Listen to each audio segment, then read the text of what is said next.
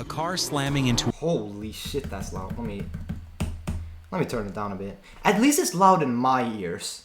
Maybe it's not. Maybe it's like, maybe the volume's good for you guys, for the chat, but for me it's a little loud. A wall at one... All right, let's go. A car slamming into a wall at 120 kilometers per hour feels the same as falling from just 12 stories. Now imagine 60.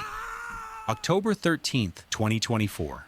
26-year-old Lewis Stevenson set out to film what he hoped would be his most viral video yet. His target was to raw climb the Castilla-La Mancha Bridge, tallest in Spain, towering nearly... What on God's green earth is this, bro?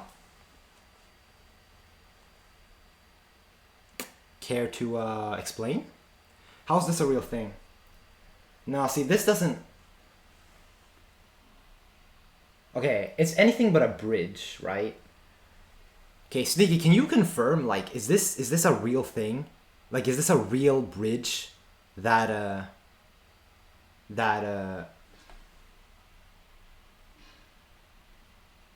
is it one of these, like, bridges that open up?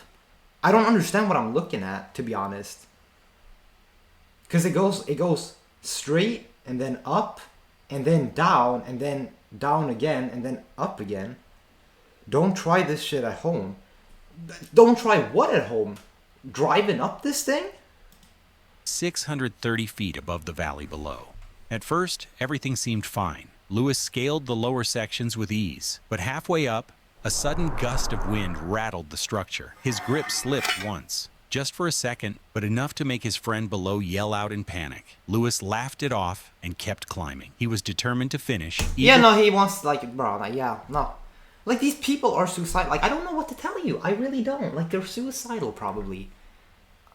Can I say the S word? Maybe I should have, probably shouldn't have said that. Twitch, I'm sorry. I need to think before I act. Though warning signs at the base But really, like, he obviously wants to die. Like, it's obvious, okay? He wants to fall.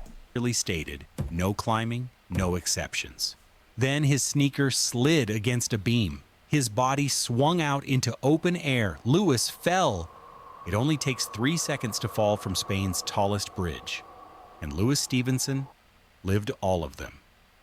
Blunt force trauma to the head. When police arrived, they confirmed he died on the spot. They recovered not only the body, but also the footage from his GoPro. It showed the entire fall from his own perspective. And the most haunting detail, his friend, who had begged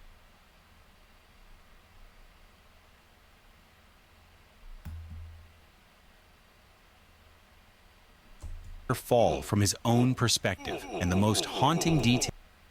That's 3D modeling. Oh my god. Oh my god. Nah. What? Yeah, I thought it was a little weird that the GoPro didn't, like, fly off and that there wasn't blood everywhere. Dude, that looked so real.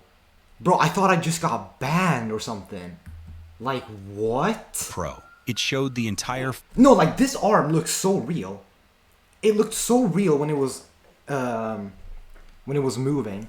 Fall from his own perspective. And the most haunting detail, his friend, who had begged him not to climb in the first place, had to keep filming after the fall because he knew no one would believe it otherwise. What makes this worse is that after the fall, his friend, who had begged him not to climb in the first place, had to keep filming after the fall because he knew no one would believe it otherwise. I'm pretty sure people would believe that. I mean, there are stupid people in the world. It says it's GTA.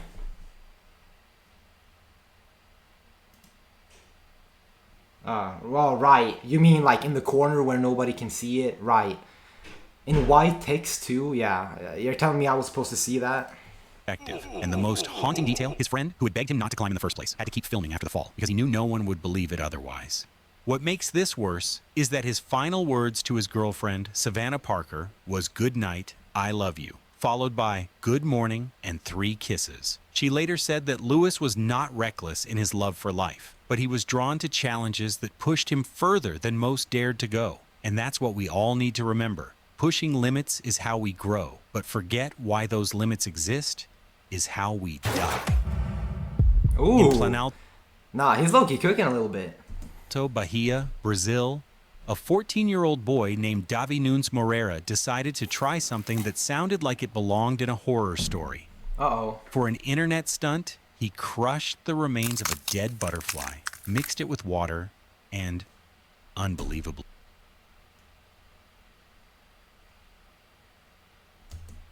took a syringe and injected the mixture straight into his leg. What? I thought he was gonna drink it. I mean, maybe it's the same thing at this point. You're getting it inside you no matter what. Okay, so let's play a little game, alright? Let's play a little guessing game. What was his thought process here? Any guesses? I mean, it's only me and Sneaky right now, so I guess maybe we shouldn't play a guessing game. I mean, you can play if you want. I think that his thought process might have been TikTok views, cause you know it's called most brutal internet deaths ever.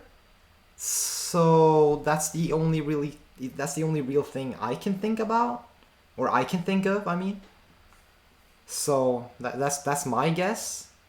Seems very absurd. Spider-Man got bit by a spider. Why not Butterfly Man? He's not even bit. No, like he's injecting this shit straight into his blood. I mean, is it even gonna do anything? But the moment that Wait, okay, it said most brutal internet deaths ever. It's most definitely gonna do something. It's gonna kill him probably. It's probably gonna kill him. liquid entered him, his body became a ticking time bomb. Inside, Bro, like, no, this dude needs to chill out. the fragments of wings and insect tissue acted like microscopic shards of glass. The injection site in his leg turned red, swollen, and hot to the touch. But the real nightmare was what couldn't be seen. The stagnant water carried bacteria directly into his bloodstream. Once there, they multiplied with explosive speed, releasing toxins that caused his blood pressure to plummet and his organs to begin shutting down, a condition doctors call septic shock. For 7 days, his body became a battlefield. His blood clotted in some areas while leaking uncontrollably in others. The infection triggered fevers, vomiting, and unbearable pain. His leg grew stiff, and every step felt like fire shooting through his muscles. Why did he... still hasn't explained why he did it. He still hasn't explained why he did it. No, but it must be TikTok views. Like, why on actual earth would you do this? Not only do you need to be creative, but you need to have... He never does? He never mentions it, you mean? Oh my... Like, yeah, I'm sure he regrets his decision now. Decision. By the end, his heart gave out, and at just 14 years old, Davi Nunes Moreira... Like, what was going through his... Like, you know what I mean? Like, I get that crazy things happen to certain people, and certain people do crazy things, but there's just... like, there's no real positive outcome to this. Like, did he think that it would, like... Maybe he heard from somewhere that, like, on the internet that, oh, if you do this, you will, you'll get a bigger dick or something. Maybe, I mean, like, at this point, that's almost like the most believable guess, honestly. His life ended. His death is a reminder. Curiosity without caution is deadly. Yeah, but curiosity, bro, for what? Like, why would you even want to do that in the first place? The Niagara Barrel. On a summer morning, The Niagara Barrel. Someone's gonna step into a barrel and then jump into the Niagara Falls, bro. Maybe. in 1920, Charles Stevens, a 58-year-old 1920, barber okay. from Bristol, England, climbed into what he believed would be his ticket out of debt, a homemade wooden barrel. Strapped to his feet was an anvil, meant to act as ballast and keep him upright as he plunged over Niagara Falls. But what he had really done was chain himself to a coffin. As the barrel tipped over the roaring horseshoe... Okay. Alright, let's rewind, because I didn't really understand what his what his intention was there. Let's see that again. Why did he do this? Homemade wooden island climbed into what he believed would be his ticket out of debt. A Ticket out of debt. So he's trying to sell a product. homemade wooden barrel. Strapped to his feet was an anvil, meant to act as ballast and keep him upright as he plunged over Niagara Falls. But what he had really done was chain himself to a coffin. So he was trying to make a product that he could sell to other people that allows you to get into a barrel and take a trip down the Niagara Falls. This is the most random bullshit that I have ever seen. Like, what? Who thinks of this? As the barrel tipped over the roaring Horseshoe Falls, witnesses on shore could hear the thunder of water swallowing him whole. Seconds later, the entire barrel exploded apart on impact with the churning pool below. The anvil, over 200 pounds of iron, ripped straight through the base, dragging Stevens violently downward. His safety harness, intended to protect him, instead locked him in place as the weight pulled him under. Rescue boats searched frantically. The only thing ever recovered was his right arm, still strapped to the shattered wreckage of the barrel. His body was never seen again. Stevens had hoped for fame and fortune, imagining lecture tours and a life free from debt. Instead, he became Niagara. Like, I'm sorry for laughing, but I don't know, man. I feel like this one's kind of funny to me for some reason. Like, he really wanted to sell a product, and he was so confident that that would work. He tested it himself, and he just died. And you're telling me he was imagining lectures and everything, bro. I don't know why that's funny to me. It's just, this is probably one of the most random deaths that I have possibly ever heard of. His first fatal daredevil. If he knew, he might have done it differently. October 5th, 2003. Thousands of Like, people were moving different back in the 1900s, man. spectators gathered at the Royal Gorge Bridge in Colorado to watch what was billed as one of the most daring stunts ever attempted. Dwayne Weston, a 30-year-old Australian skydiver and world champion in base jumping, stood at the edge, zipped into a black wingsuit. The plan was breathtaking. Weston would glide over the bridge while his teammate, Jeb Corliss, flew safely underneath. Two men slicing opposite paths through a 1,000-foot canyon, with the world watching. But when Weston leapt, he was already in Wait, why? 1,000-foot canyon, with the world watching. But when Weston leapt, he was already in trouble. Strong winds buffeted his wingsuit, and his trajectory dipped lower than expected. From the ground, the crowd gasped as it became clear. He wasn't clearing the bridge. He was headed straight for it. Traveling at 120 miles per hour, his body slammed into the steel support beams. The impact tore off one of his legs instantly. Wait. Steel support beam. 120 miles per hour, his body slammed into the... Did you hear that sound? Traveling at 120 miles per hour, his body slammed into the... Bro, and you can hear the crowd's reaction too, bro. Shit went from 0 to 100. And you can even hear some guy saying like, oh no. it sounds like he's saying like, oh no, at the end there. Traveling at 120 miles per hour, his body slammed into the steel support Oh no. Maybe I'm the only one who's hearing that, but... beams. The impact tore off one of his legs instantly and ripped his suit apart mid-air. For a split second, pieces of fabric and flesh scattered like confetti against the Oh no, wait, it was the upper beam? Oh, hell no. morning sky. Then, his body tumbled into the gorge, crashing onto the rocks 300 feet below. Spectators screamed. Some fainted, unable to process what they had just witnessed. Emergency crews rushed down, but there was nothing to save. Dwayne Weston had bled out on the canyon floor in front of hundreds of horrified onlookers. He had been one of the most skilled wingsuit pilots in the world, but even for the best, a single miscalculation at that speed leaves no margin for survival. The Royal Gorge never forgot that day. Even mastery couldn't save Dwayne, because skill can reduce danger, but it will never erase it. Nature always gets the final say. That one is insane, bro. The fact that he had literal videos and like real audio from it. God, bro. I feel kind of bad for him. But I mean, hey, I also kind of feel like, I don't know, man. I feel like, you know, when you do stunts like that, you do it for the love of the game, and I think he knew the risks probably, so maybe he's not too like. I think maybe it's not like, you know, like he knew the risks of dying, so I think, you know, like how do I say it? Like I feel like he's kind of like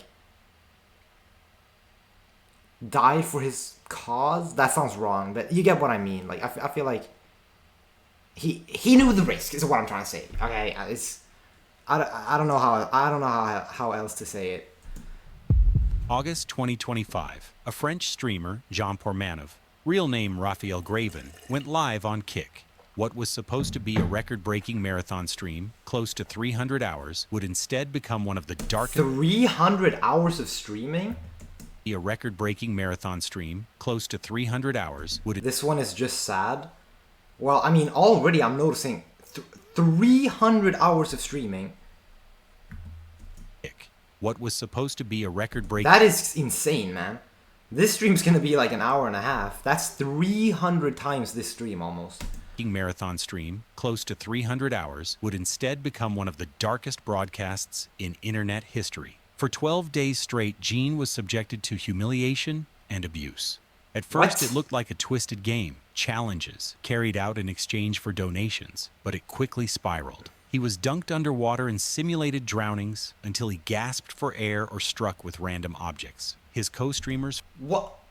Wait. Okay, I'm clearly missing some context. Why is he being abused? What? Why is he being abused on stream? I feel like I'm missing a piece of the puzzle here. He's doing it for donations? There's nothing else you can do for donations? Drownings. For views and donations? You can do... Well, okay, so he wants to be abused, then, or what?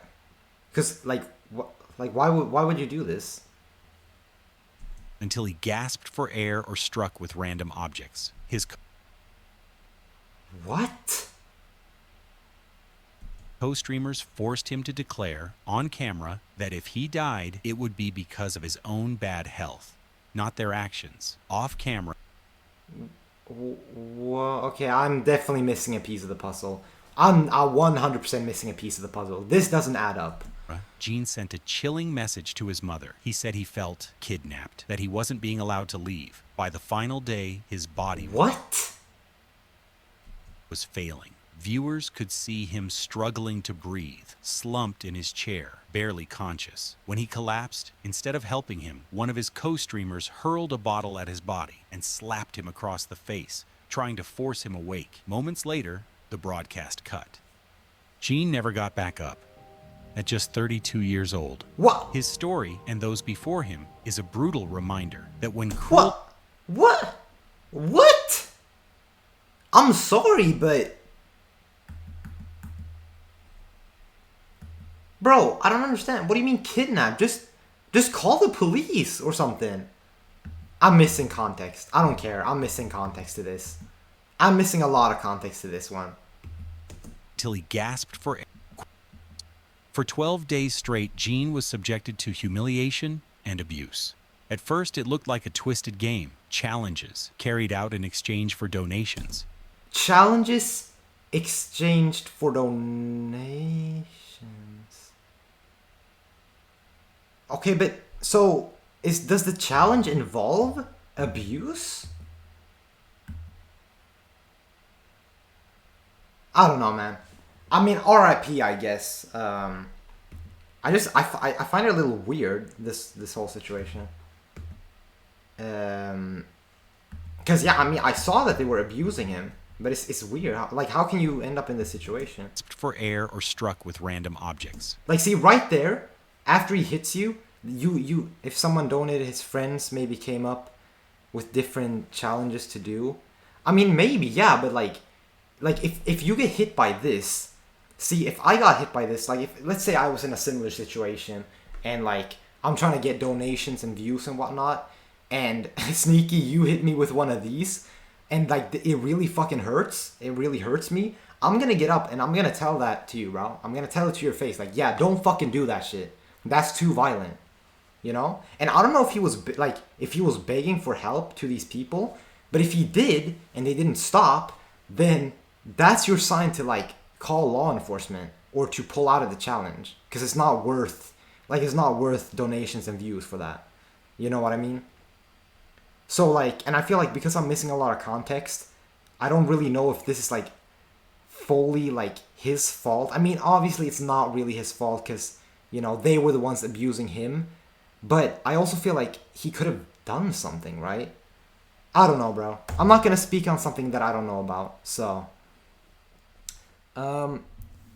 but yeah, Sneaky, you can recommend me another video if you want. I actually really, really like this video.